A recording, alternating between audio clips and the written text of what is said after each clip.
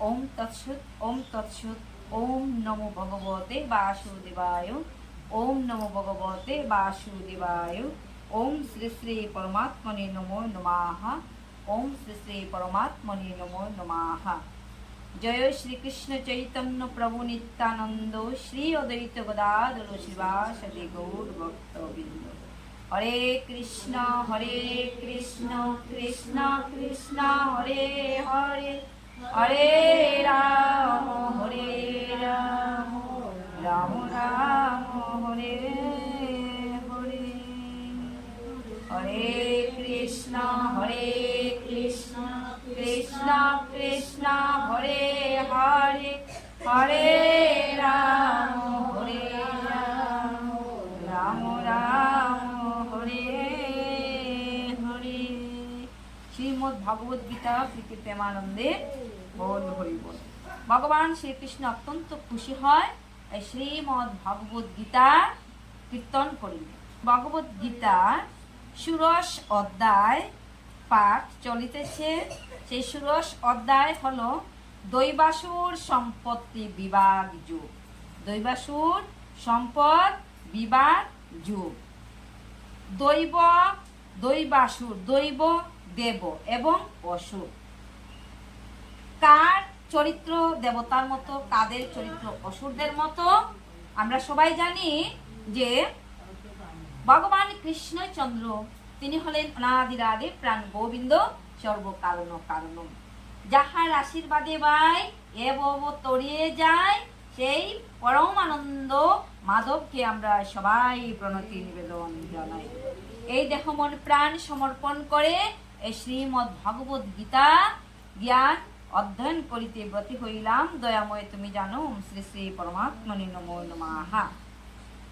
অসুর, তাহলে ভগবান কৃষ্ণচন্দ্র যখন এই দাপর যুগে এই ধরাধামে আসিয়াছিল, আমরা সবাই জানি যে সেই সময় অসুর কংস, সেই কংস বিরাট দাপট ছিল। আর সেই দাপটের কারণে তিনি কি করেছিল? আপন ভগ্নী দেবকী এবং বাসুদেব ভগ্নীপতিকে কারাদণ্ডে দণ্ডিত করেছিল। কেন করেছিল?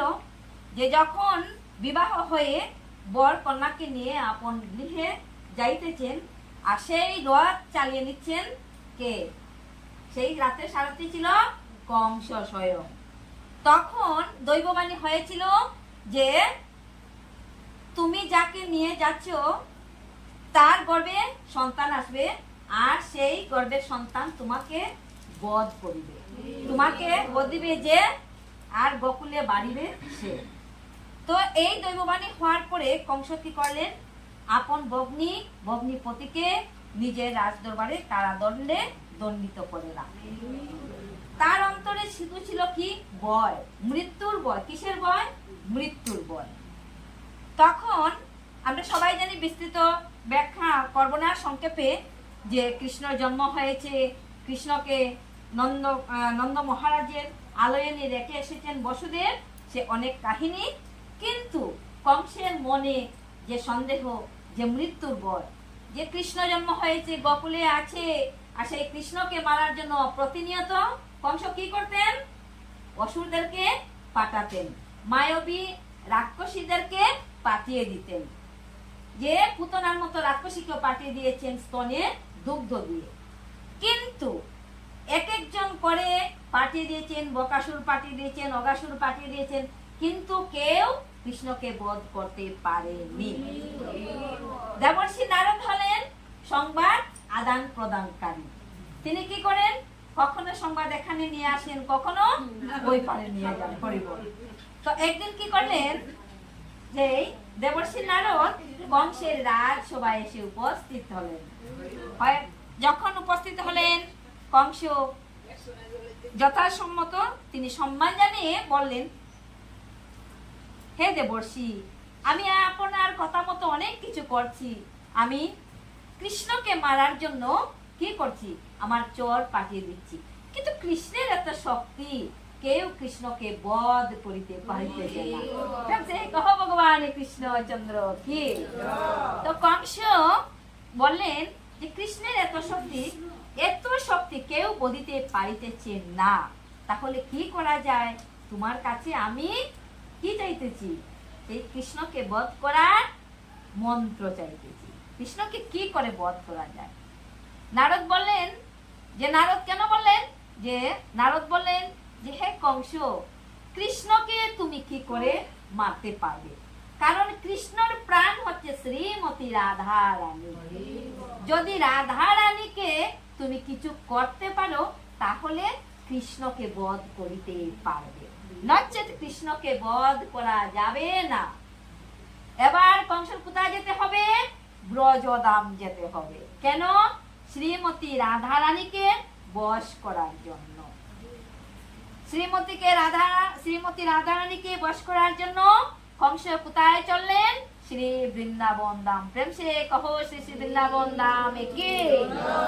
আজ আমরাও কোথায় আছি? এই বৃন্দাবন ধামে। শ্রীমতী রাধা রানী ললিতা, বিশাখা সকল সখীদেরকে নিয়ে খেলা করছেন। আর এমন সময় ধীরে ধীরে কংস এসে ওনাদের কাছে এসে উপস্থিত হয়েছে। শ্রীমতী রাধিকা বলেন, ললিতা, কংস আসছে, যাও তো কংসকে নিয়ে কিছু খেলা করো, কংসকে কিছু খেলা দেখিয়ে দাও। এমন সময় ললিতা এগিয়ে গেলেন, কংসকে বললেন, হে কংস মহারাজ, হে মথুরা নগরীর ঈশ্বর, কোথায় যাচ্ছ? বলছে, আমি শ্রীমতী রাধিকার নিকট যাচ্ছি। এমনি তো শ্রীমতী রাধিকার নিকট যাওয়া যাবে না। কেন, কি হয়েছে? যে তুমি মথুরা নগরী থেকে আসছো, তুমি স্নান করে শুচি হয়ে তবে শ্রীমতী রাধা রানীর কাছে আসো। তো শ্রীমতী রাধা রানী ইশারা দিয়ে বললেন, বলো, ওই সরোবরে গিয়ে স্নান করতে। আর যেই কংসকে পাঠিয়ে দিলেন কে?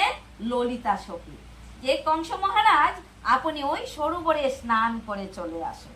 ওইদিকে সরোবরে যান, গিয়ে স্নান করে শুচি হয়ে তবে রাধা রানীর কাছে আসুন। এদিকে রাধা রানী সরোবরে দৃষ্টি নিক্ষেপ করলেন নয়ন দিয়ে। আর যেই না দৃষ্টি নিক্ষেপ করলেন, আর কংস স্নান করতে গিয়ে কংসিতে পরিণত হলো। প্রেম সে কহ শ্রীমতী রাধা রানী কি। রাধা রানীর কৃপা যার উপর পড়ে, সে কি হয়? সখী হয়ে যায়। হরি বল। এবার কংস থেকে কংসী হয়ে গেল। রাধে রাধে। এবার কংসর সে মনের মধ্যে যে অসুরত্ব ভাব ছিল, কেন বলছে এটা? এই সুর শব্দ হলো দৈবাসুর সম্পদ বিভাগ, দৈব এবং অসুর, দেবতা ও অসুর। অসুরের মন কি করে বশীভূত হয়? শ্রীমতী রাধা রানীর কৃপা হলে তবে ব্রজে যাওয়া যায়। অসুরত্ব ভাব সব দূরে চলে গেছে। এবার তার অন্তরে কোমলতা, প্রেম সব কিছু এসে গেছে। কৃষ্ণর লীলা, এই জন্য বলছে সাধন ভজন লীলা, যে সাধন স্মরণ লীলা না করিও হেলা। কৃষ্ণের লীলাকে কখনোই হেলা করা উচিত নয়। শ্রীমতী রাধিকার লীলাকে কখনোই অবহেলা করা উচিত নয়। স্মরণ কি? যে সাধনা করো, স্মরণ লীলা না করিও হেলা। যেমন করে প্রতিদিন আমরা সনাতনী বাঙালি জীবগণ অন্ন ছাড়া আমাদের প্রাণ বাঁচে কি? প্রাণ বাঁচে না। আমাদের অন্নগত প্রাণ, এই জন্য অন্ন না ছাড়া আমরা সবাই চলিতে পারি না। কিন্তু শ্রীমদ্ ভগবতী গীতা, ভগবানের লীলামৃত কথা যত বেশি শুনব, শোনার বাসনা জাগার ইচ্ছা হতে হয়, ইচ্ছা থাকিতে হয়। জলের মতো পিপাসা থাকার প্রয়োজন। কৃষ্ণর লীলামৃত রসসুধা শ্রবণ করিতে হলে পিপাসার প্রয়োজন। বিনা পিপাসা ছাড়া কেউ জল পান করি না। তাই কৃষ্ণের লীলা অমৃত শ্রবণ করার জন্য আমাদের বাসনা থাকার প্রয়োজন। যেমন করে অন্ন ছাড়া প্রাণ বাঁচে না, প্রতিদিন অন্ন আমরা পেয়ে থাকি, তথাপি অন্যর প্রতি কোনো বিরক্তি ভাব আসে না। প্রতিদিন যদি গীতামৃত কথা শ্রবণ করি, তাতেও যেন কোনো বিরক্তি ভাব না আসে। এই জন্য এই লীলাটি অল্প সময়ের জন্য বলছি, যে তখন কংস কংসীতে পরিণত হয়ে সখী বা প্রাপ্ত হয়েছে, তার অন্তরে কি এসে গেছে, প্রেম এসে গেছে। দিয়ে বলছে, হে শ্রীমতী রাধে, আমার জন্য কি সেবা, আমি তোমার কি সেবা করিতে পারি, আমাকে অন্তত পক্ষে সেবার জন্য তুমি একটি স্থান দাও। ললিতা উঠে বলল, ওগো সখী, শ্রীমতী রাধিকার যত সখীগণ আমরা আছি, সবাই এক একজন এক এক কাজে ব্যস্ত আছি। কেউ চরণ সেবা করছি, কেউ চামর বুলাইতেছি, কেউ বাতাস করিতেছি, কেউ রাধিকাকে শৃঙ্গার করিতেছি। তাই সবাই আমরা এক এক কর্মে ব্যস্ত। শুধু একটি স্থান খালি আছে, যদি তুমি সেই স্থান শূন্য স্থান পূর্ণ করিতে পারো। করজুড়ে বলছে, বলো না হে ললিতা, আমি কোন স্থানে যাব, আমি কি সেবা করব। বলছে, ওই গোয়ালঘরে যাও, ওই গোয়ালঘরটাই পাখা, ওইখানে গিয়ে তোমার সেবা। হরি বল। গোয়ালঘরের সেবা খালি রয়েছে। কংস কংসী সেজে অন্তরে প্রেম ভাব নিয়ে কোথায় চলে গেলেন, গোয়ালঘরে। সেখানে গিয়ে গৌ মাতার সেবা করছে, প্রতিদিন গোবর পরিষ্কার করছে, গৌ মাতার জন্য খাদ্য যোগান দিচ্ছে, বিভিন্ন ধরনের গো সেবা আর রয়েছে, সেই গো সেবা করছে। 6 মাস হয়ে যাচ্ছে কংস কংসী সেজে সেই গোশালার সেবা করিতেছে। এবার কৃষ্ণ কানাইয়া এসে বললেন, ওগো রাধে, আমি যে লীলাময়, আমি লীলা করিতে আসিয়াছি, আর এমন ভাবে কংসকে আটকে রেখে দিয়েছো, আমার লীলা সংবরণ হবে কি করে। হরিবল। আমার লীলা তো সংবরণ করতে হবে, এভাবে যদি কংসকে আটকে রাখো, আমার লীলা শেষ হবে কখন? অনেক দূর আমার লীলা, আমার লীলা করতে দাও, তাই কংসকে তুমি ছেড়ে দাও। ললিতাকে রাধারানী বলল, রাধারানী ললিতাকে বললেন, ওগো ললিতা, এবার আমার সহচরীকে তুমি ওই সরোবরে আবার স্নান করতে বলো।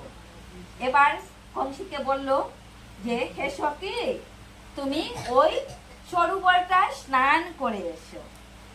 যেই না মাত্র সরোবরে স্নান করতে গেল, আর ডুব দিল, ডুব দিয়ে কংসের সেই দাপট আবার গড়ে গেল। হরি।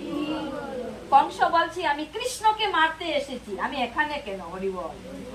আমি কৃষ্ণকে মারার জন্য এসেছি, রাধিকাকে বশ করার জন্য। তার অন্তরে যে সখী ভাবই ছিল, যে মঞ্জুরি ভাবই ছিল, রাধিকার প্রেমে আসক্ত হয়ে প্রেমিক সেজে যে গোয়াল ঘরে সেবা করেছিল, সেই সেবিকা আর নাই। কংস পুনরায় কংস সেজে গর্জন করতে লাগলো। এই হলো দৈবাসুর সম্পদ বিভাগ যুগ। যদি কোনো দেব দেবীর কৃপা বর্ষিত হয়, অন্তরের সকল অসুরত্ব দূরে হয়।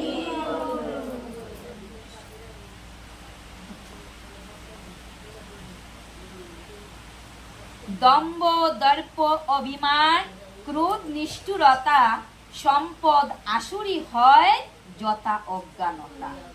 যেখানে অজ্ঞানতা, জ্ঞান নেই, জ্ঞান নেই, এই হৃদয়ে অজ্ঞানতায় পূর্ণ, তখন এই হৃদয়ে কি আসে? অহংকার আসে, অভিমান আসে, ক্রোধ আসে, নিষ্ঠুরতা আসে, কোনো কোমলতা নেই।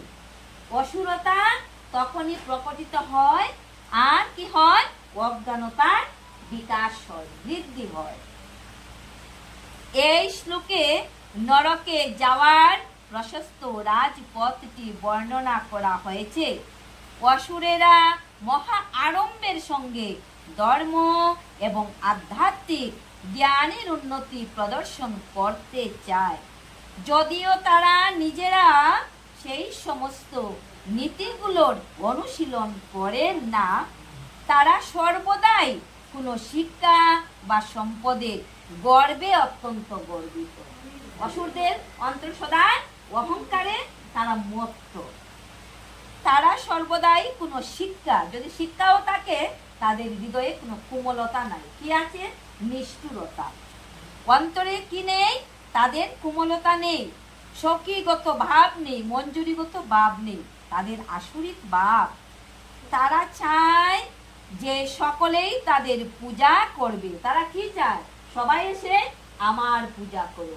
তাহলে কংস কি চায়? যে কৃষ্ণ এসে আমার পূজা করো। আমি দৈবী সম্পদ যে তার মুক্তির কারণ, আসুরি সম্পদ হয় সংসার বন্ধন। আসুরিক সংসার, আসুরিক বাপ, আসুরিক কর্ম হয় সংসারের বন্ধন। আর দৈবী সম্পদ যদি দেব প্রকৃতির হয়, তাহলে মুক্তির পথে তার কি হয়? গতি হয়। তোমার চিন্তার কথা নাহি হে পাণ্ডব, দৈবী সম্পদে তোমার হয়েছে জনম। পাণ্ডবকে বলছে, তৃতীয় পাণ্ডব অর্জুনকে বলছে যে হে অর্জুন, তোমার চিন্তার কোনো কারণ নেই, কারণ তুমি আসুরিক ভাব নিয়ে জন্মগ্রহণ করোনি। তুমি দৈবিক দেব প্রকৃতির ভাব নিয়ে তুমি জন্ম নিয়েছো, তাই তোমার চিন্তার কারণ নেই। আসুরিক গুণে যে অর্জুনের জন্ম হয়নি, সে কথা বলে শ্রীকৃষ্ণ তাকে এখানে উৎসাহিত করেছেন, উৎসাহ বাড়িয়ে দিয়েছেন যে অর্জুন তুমি যুদ্ধ করো, তুমি ক্ষত্রিয়, আর যুদ্ধ করাটাই হলো তোমার ধর্ম।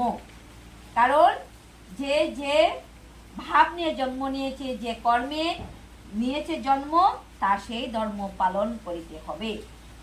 স্বধর্ম নিধনম শ্রেয়, আর পরাধর্ম ভয়াবহ। তুমি আপন ধর্ম পালন করো, পরধর্ম টেনে লাভ নেই। কারণ তুমি ব্রাহ্মণ নও যে ভিক্ষা বৃত্তি করে তুমি বৃক্ষ নিচে বসে ভিক্ষা করে খাবে। তুমি ক্ষত্রিয়, দেশ রক্ষা করবে, সিংহাসন রক্ষা করবে, এই হলো তোমার ধর্ম। হে ভারত, এই জগতে দুই ভূত সৃষ্টি, এক দৈবী, দ্বিতীয় সে আসুরি বা দৃষ্টি। দৈবী যারা তার কথা অনেক হয়েছে, শুনো এবে কথা যারা অসুর জন্মেছে। হরি বল। তাহলে সেই অসুর হলো কংস। অসুরের কথা শুনিতে হবে আমাদের পরবর্তী আসরে। আজকের জন্য এখানে আমরা বিশ্রাম নিলাম। प्रेम से कहो भगवान कृष्ण चंद्र की, श्रीमती राधा रानी की, गौर भक्त मंडली की, बोलो कृष्ण प्रीति प्रेमानंदे।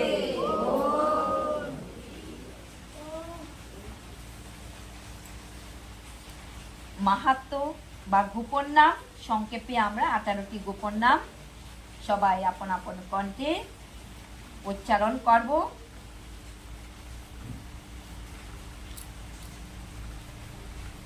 गीता महत्व, गीता शास्त्रम इदम जो पुण्य जो पठित प्रजत पोमान, गीताध्ययनशीलस्य प्राणायाम परस्य नैव सन्ति हि पापानि पूर्व जन्म कृतानि च। भगवद गीतार निर्देशके যথাযথভাবে অনুসরণ করতে পারলে অতি সহজেই সমস্ত ভয় ও উদ্বেগ থেকে মুক্তি পাওয়া যায়। কেউ যদি আন্তরিকভাবে এবং অত্যন্ত গুরুত্ব সহকারে ভগবদ গীতা পাঠ করে বা যারা গুরুত্ব সহকারে শ্রবণ করে, তাহলে ভগবানের করুণায় তার অতীতের জন্মের সকল পাপ নষ্ট হইয়া যায়, সকল পাপ নষ্ট হইয়া যায়। মলিনে মোচনম পমিস্নানম জলস্নানম দিনে দিনে সকৃত গীতামৃত স্নানম সংসার মল নাশনম। প্রতিদিন জলে স্নান করে মানুষ নিজেকে পরিচ্ছন্ন করতে পারে, কিন্তু কেউ যদি শ্রীমদ্ ভগবদ গীতার গঙ্গা জলে একবার মাত্র স্নান করে, তাহলে তার জড় জীবনের মলিনতা ময়লা একেবারেই নষ্ট হইয়া যায়। গীতা সুগীতা কর্তব্য কে মনে শাস্ত্র বিস্তরয়, যা স্বয়ং পদ্মনাবশ্য মুখপদ্মাৎ বিনিসৃত। শ্রীমদ্ ভগবদ গীতার বাণী স্বয়ং পরম পুরুষোত্তম ভগবানের মুখ নিঃসৃত বাণী। তাই এই গ্রন্থ পাঠ করলে অন্য কোনো বৈদিক শাস্ত্র অধ্যয়ন করিতে হয় না। ভারত অমৃত সর্বসম বিষ্ণু ভক্তাৎ বিনিসৃতম, গীতা গঙ্গুদকং পিতা পুনর্জন্ম ন বিদ্যতে। গঙ্গা জল পান করলে কি হয় না? গঙ্গা জল পান করলে আর পাপ গ্রহণ করিতে হয় না। এই পতিত পাবনী মা গঙ্গায় যদি কোনো ভক্ত একবার মাত্র ডুব দিতে পারে তাহলে সকল পাপ থেকে উদ্ধার পায়। আর এই শ্রীমদ্ ভগবদ গীতা স্বয়ং ভগবানের মুখ নিঃসৃত বাণী, মুখ থেকে বাহির হয়েছে। আর পতিত পাবনী গঙ্গার জন্ম হয়েছে ভগবানের শ্রী চরণ কমল থেকে। ভগবানের যেমন চরণে এবং মুখের মধ্যে কোনো পার্থক্য নেই, আমাদের বুঝতেও কোনো অসুবিধা নেই যে গঙ্গার জল পান করলে যদি মুক্তি হয়, আর শ্রীমদ্ ভগবদ গীতার জ্ঞান অমৃত রস আস্বাদন করলে বৈকুণ্ঠ ধামে তার গতি হয়।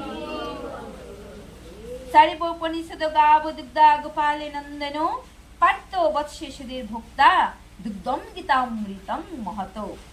এই গীতোপনিষদ ভগবদ গীতা সমস্ত উপনিষদের সারাতি সার, সর্বধর্মের সার গীতা, লৌ গীতার আশ্রয়। এই গীতারূপ তরণীর আশ্রয় যে ভক্তগণ করে তারা অনায়াসে ভবসাগর পার হইতে পারে।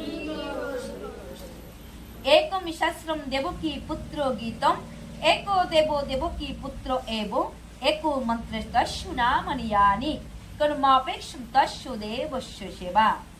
বর্তমান জগতে মানুষ আকুলভাবে আকাঙ্ক্ষা করছে এক শাস্ত্রে, সেই শাস্ত্র হলো এই শ্রীমদ্ ভগবদ গীতা। প্রেম সে কহ ভগবদ গীতা কি?